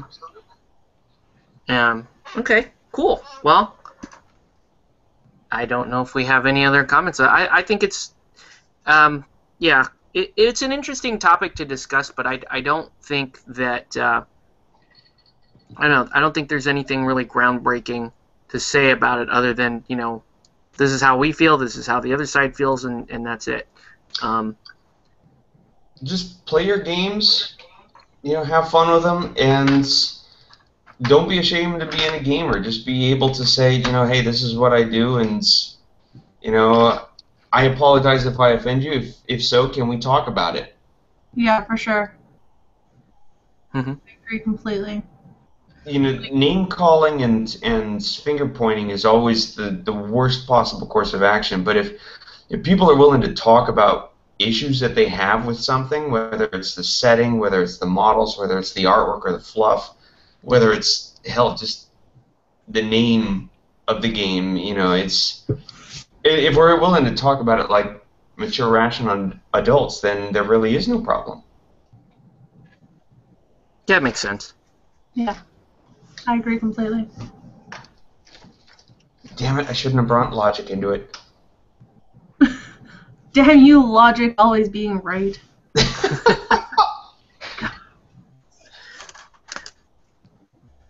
All right. Well, yeah, yeah. Yeah. I have nothing to add. I literally have nothing to add other than sure, yes. I killed another topic. That's the thing that I agree with. We finished our topic a little bit earlier than planned, but that's okay because sure, that's how it works. But yeah, whatever. Just play the game. It's okay.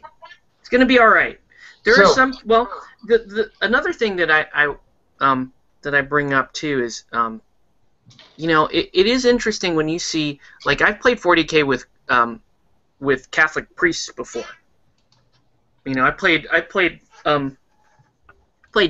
MMOs and like D&D with clergy before, and it's kind of to me it's kind of refreshing, belief system or not, that they can suspend their belief system long enough to enjoy something that it is, and it's also always encouraging to see that some people are okay with this idea that, hey, your brain has something called an imagination, and sometimes you indulge it.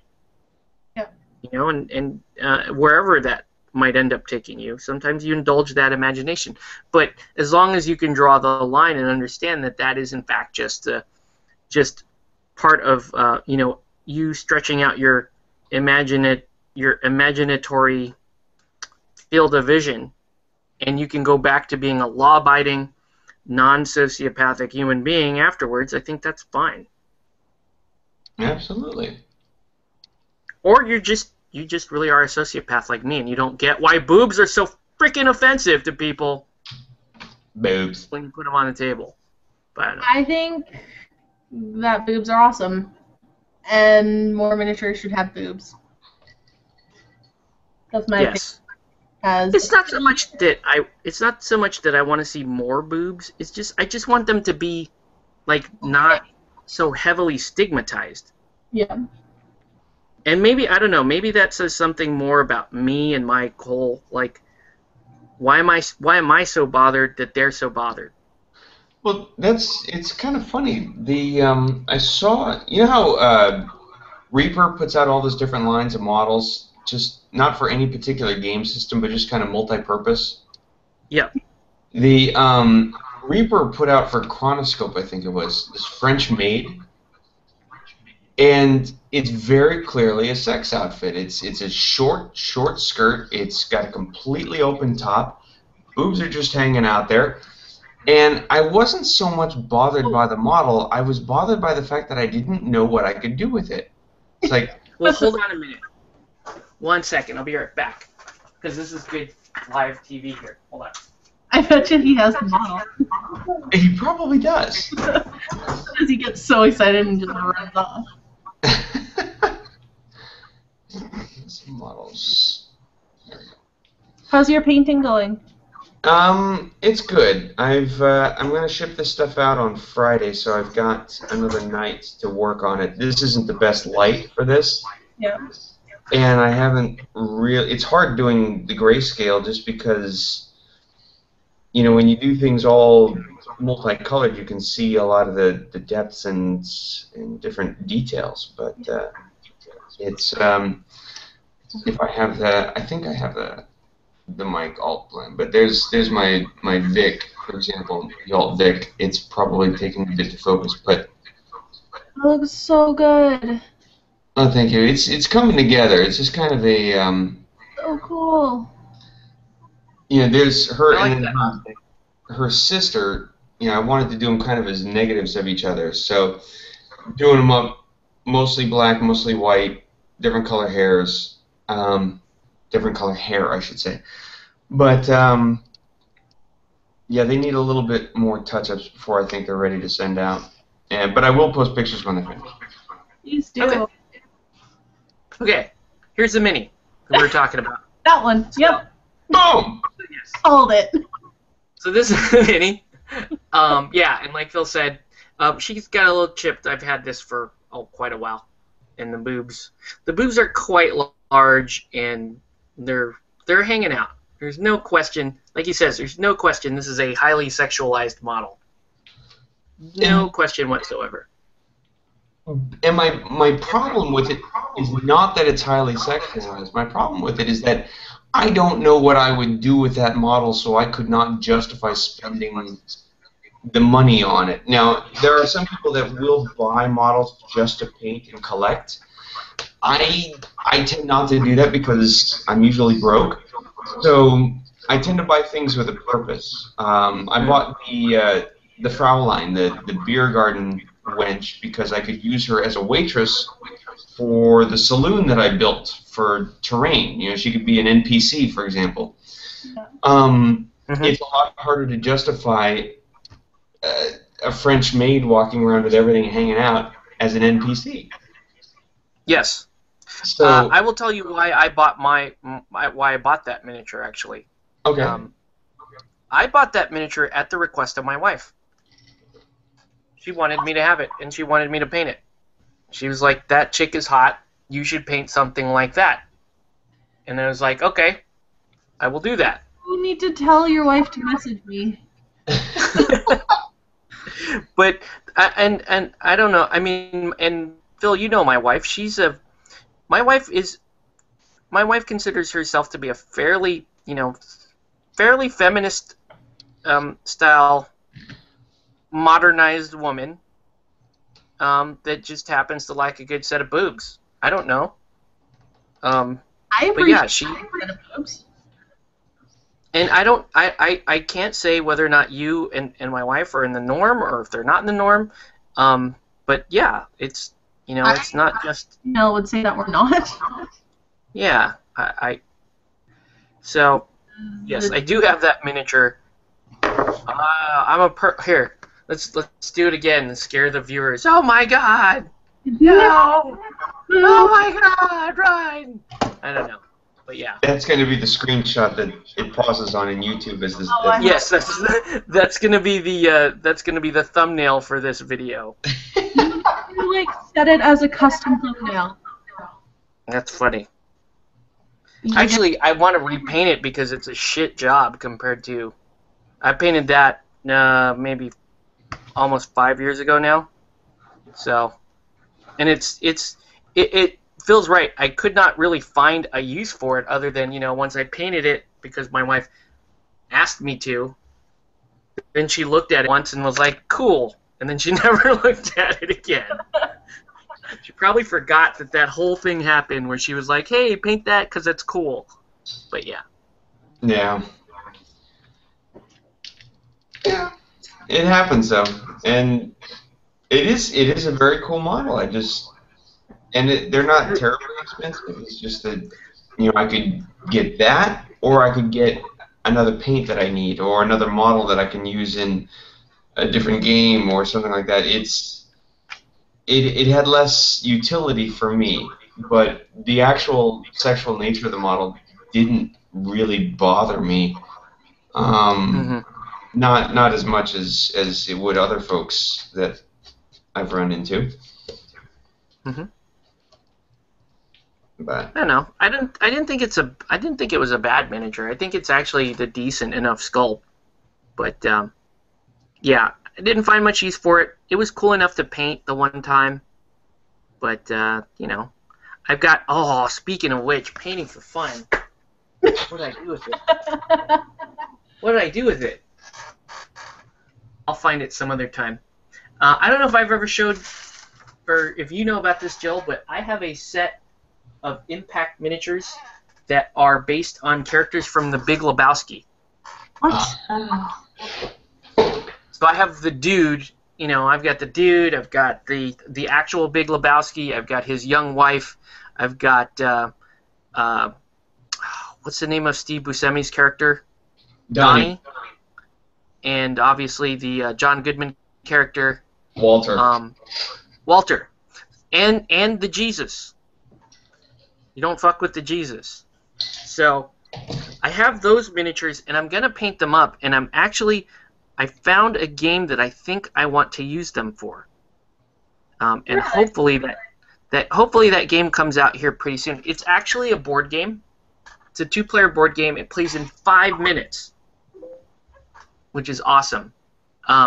It's called Onitama. It's a Japanese game, and it's kind of like chess, but you have different moves, and the mechanic is really interesting, and it literally plays in 5 minutes. So, That's awesome.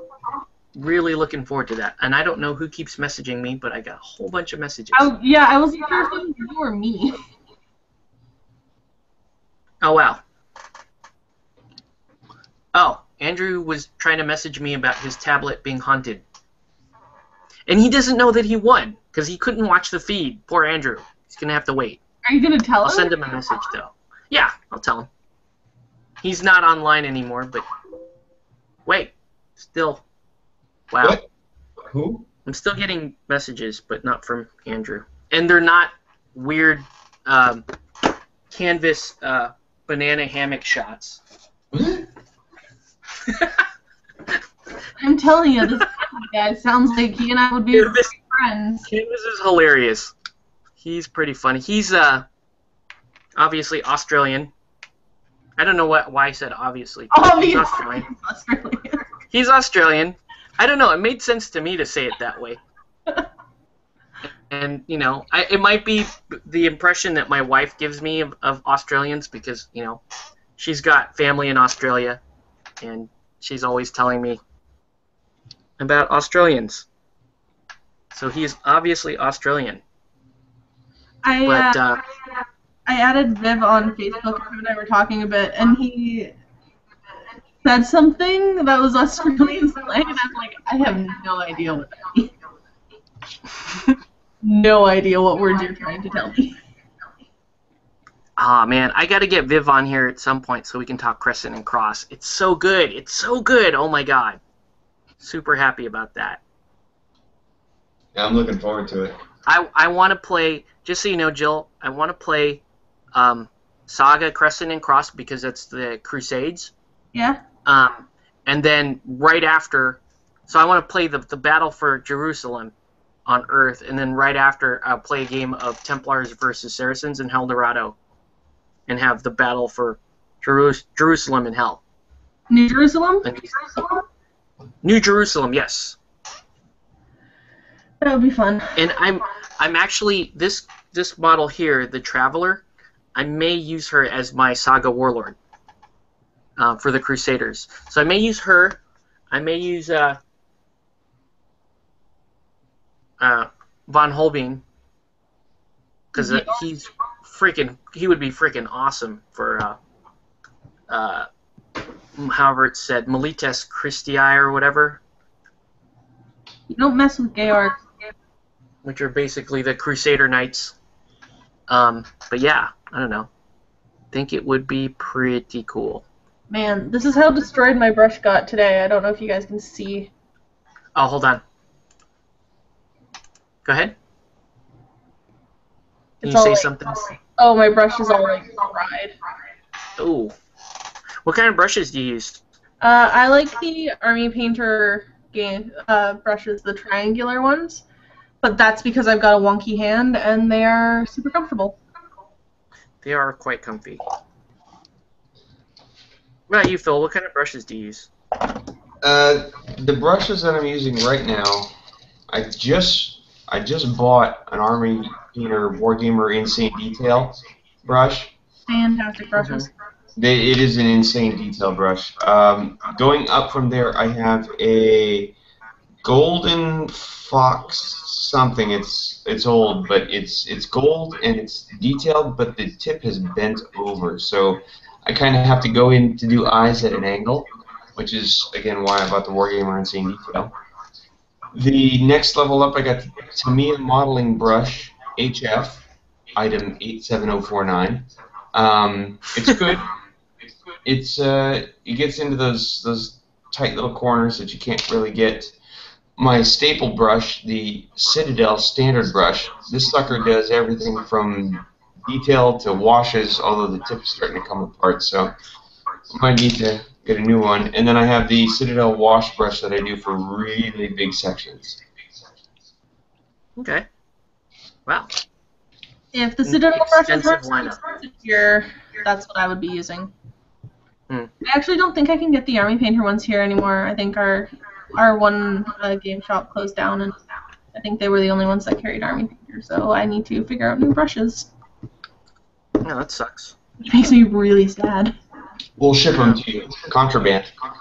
I'm using, I'm using the standard Series 7 Winsor Newton brush, which is getting harder and harder to come by because of the Fish and Wildlife license needed to distribute these, apparently, because they consider the Kalinsky sable to be a threatened species, I think. They don't have to kill them, they just have to catch them and shake them. They just need a few hairs from their tail, and they're good. And Exactly. But yeah, this is a size 3. This is a pretty big brush here, but you can see I'm able to form a really, really sharp tip on it, and it's going to hold that tip. These are really good to use.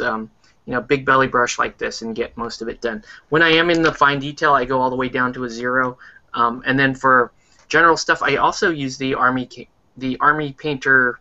This is called the Regiment brush. This one is thrashed. It's basically on its last leg because I use these for metallics and stuff, or I use these for what I consider to be rougher work than the Winsor Newton.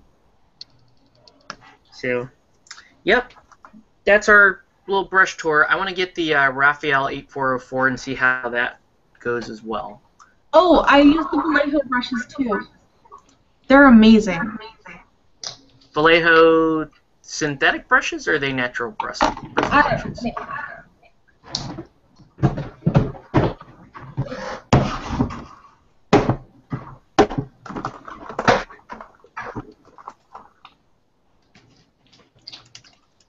Do you know where the Vallejo brushes are? I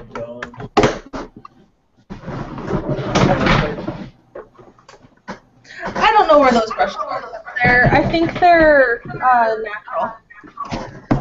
Okay. No, because they have synthetic ones as well, babe. But they are so smooth and beautiful. That's cool. Alright. And I'm almost done, just about finished with these, with this model here. I'm just going to do a couple of washes on her. So, I think she's coming along. Pretty cool. We can get her to focus. There we go. You guys see that focused? Yeah, so that's good. Thanks. Yeah. Decided to go with brown hair because, I don't know. I decided to go with brown hair because if I was going to use her for Saga too, I needed her to be a little bit more generic looking than a redhead. So sorry, Jill. That's fine. I get it.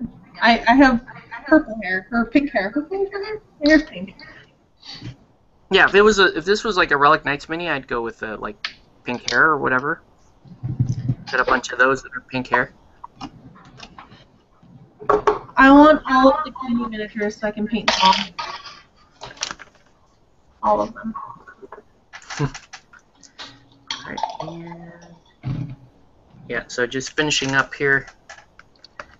Any final thoughts here while I'm painting in the last of the washes in detail here, and then I'll just paint the black lip, and then we're good. Phil, any final thoughts here? Don't just use your powers for good, use them for awesome. To borrow from Bill and Ted, be excellent to each other. And, well, a message that was true in my time, just as it's true today. Party on, dudes. Quite the reference there. Quite the reference, sir. Okay. And almost done. So yeah, everybody needs to go listen to my podcast. Absolutely. Go ahead and plug your podcast, please. It almost sounded like you said cockcast. Popcast. Everybody should go listen to the Total Command podcast because it's awesome, and I'm in it, and I'm hilarious. Also, my co-hosts are great too, but I'm hilarious. You're clearly the reason to listen in, right? Obviously. Obviously. I'm really not. We do battle reports, and our most recent episode we had Octave on, and we discussed Inferno, the rules for the Eldorado expansion. Or not so much the rules, but more so the miniatures. So you guys should go have a listen. It was a lot of fun to record, and yeah. So for episode 6, do you think you'll be doing another battle report, or is it going to be another like special format show? It should be a battle report. I don't know who's playing or if we're going to have a special guest or anything. I think we're deciding that all tomorrow morning. Oh, cool. Okay. And you're definitely playing tomorrow morning. Yeah, the 3 of us are. That's awesome. And like then that. our local Immortals player is actually going to be playing with us, which is exciting because we haven't played with him yet. None of us have played against Immortals, so that's exciting. It's a good idea to charge peasants. Yeah? You should just charge right at peasants. It's always smart. I believe you. Not at all. Especially when they're waiting, when they're unactivated. Go right at that peasant and take him out. But yeah, I love Immortals. It's like my favorite faction. Next week, I'm planning on playing some Eldorado, and I don't know, I may actually paint up some Mercs and Templars to play and let one of my friends play my Immortals company, which I think would be kind of cool. So, yeah. Alright, so anyway, we are at the 2-hour, well, no, we're not. We're almost at the 2-hour mark, and I'm going to just finish this black. We're exactly at the 2-hour mark. It is 11 p.m. on the West Coast. Ah. Yeah, but we started a couple minutes late. Did we? But I don't know. Yeah, we did. But that's okay. I don't think anyone's like keeping track, and I don't think they're going to feel shorted if we just hit stop here and it's like, oh, I don't know what you do with the black lip on the base. Could you imagine? You painted it black or whatever. How angry they would be? Yeah. Like, I'd be robbing them of this experience watching me paint the most exciting part of the miniature, which is the black rim. I'm pretty By the way, it is the most exciting part of the miniature because it signifies that you are done with the miniature. At least to my mind. I agree.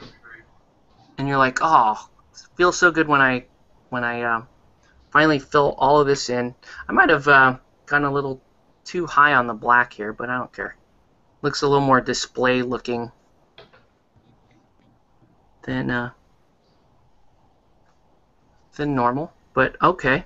Anyway, I'm gonna let this dry for a little bit, and we're gonna stop the record button here, and then I'll post a pic of it on whatever the Facebook groups are. Once again, guys, thanks for tuning in. Stay tuned for more Extra Life activity, raffles, and please support any members of our team, including Jill here on the show. My brother, whose live feed will be this weekend, or even, say, John Bartley or Jack Sokol. The Sokol. All right, so that's going to be it for this show. Thanks, everyone, for watching, and we will catch you on the next one.